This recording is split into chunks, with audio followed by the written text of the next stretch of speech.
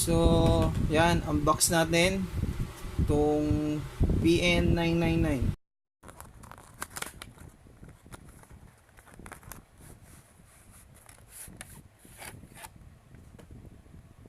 So, ayun uli ang cable.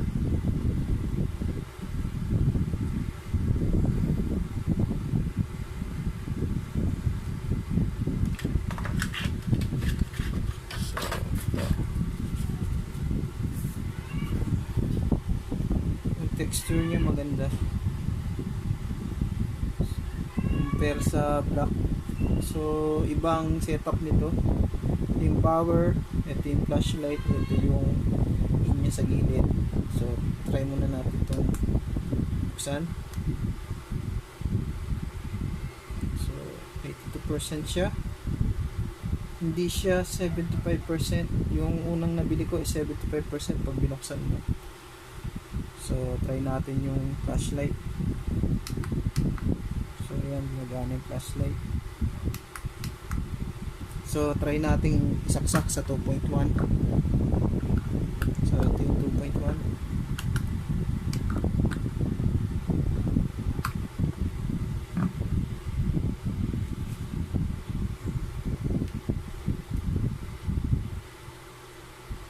So, nakita natin na 71%.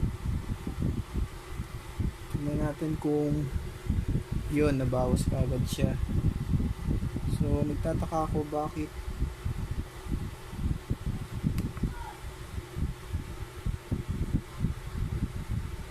kita nyo.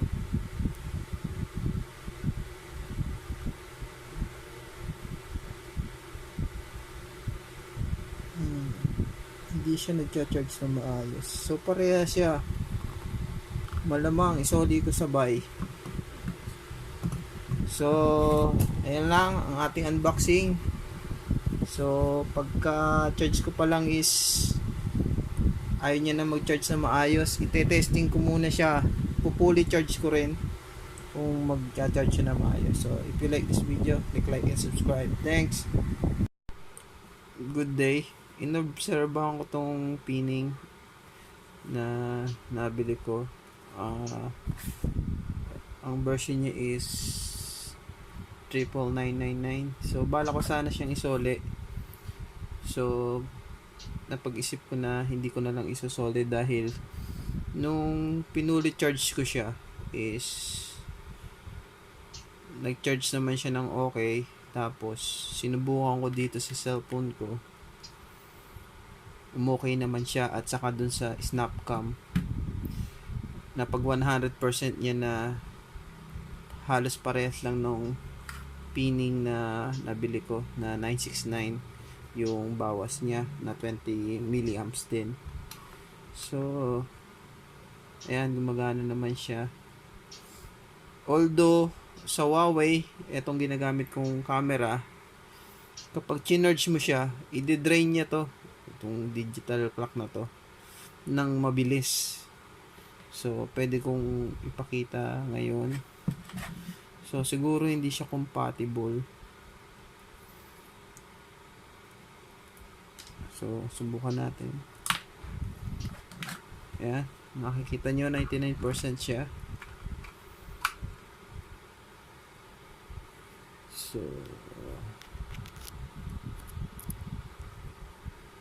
ayan, kita nyo, nag 98% kagad siya. Nabawasan kagad siya ng 1%. So, try natin sa 1. So, tingnan natin kung magbabawas siya.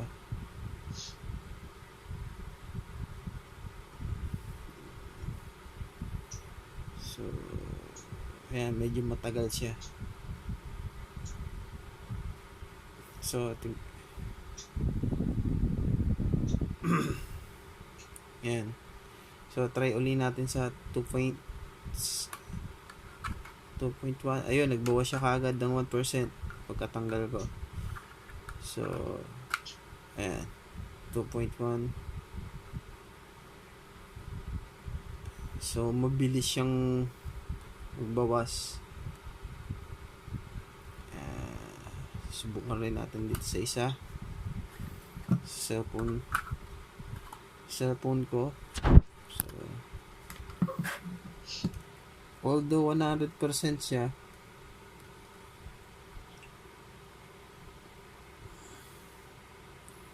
yan. Tingnan natin kung yan. Gumana naman siya. Okay. Kapag nagbawas siya ng 100%. Pero na-observe ko naman to. Okay naman siya. Dito sa cellphone ko na Vivo. Pero dito sa Huawei talagang dinedry niya. So, unlike sa Pineng 920, eto siya. Okay siya sa Huawei Nova. At itong Pineng 999 sa Vivo. So, eto. Okay naman siya. Ayan. So, kung pagmamasdan nyo is steady lang siya kasi full charge. Pero kung full charge din kasi itong Nova. So, although ginagamit ko yung video niya, sobrang bilis niya magbawas. So, hindi siya accurate dito sa Huawei Nova. So, ang tingin ko is namimili siya ng